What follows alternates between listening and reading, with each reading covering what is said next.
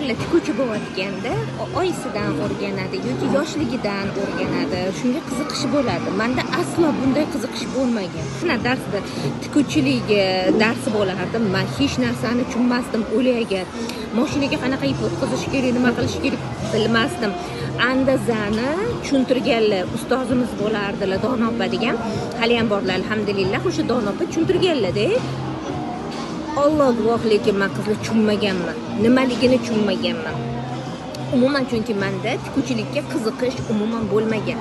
Men bekorga ham inson biznesda potensialni topish kerak demadim. Hamma ham onasini qornidan professional bo'lib tushmaydi. Hamma ham zo'r bo'lib ketmaydi. Inson ichki anaqasidan, nima deydi, xohishidan kelib chiqqan holatda qalb kasbini topish kerak. Men masalan tikuvchilikka qanday kirib qolganman? Bu qiziqmi sizlarga? Umuman tikishni bilmaydigan, umuman tikishni xohlamaydigan qiz qanday kirib qolgani sizga qiziq bo'lsa, like'larni ko'paytiramiz. Davom etamiz keyin.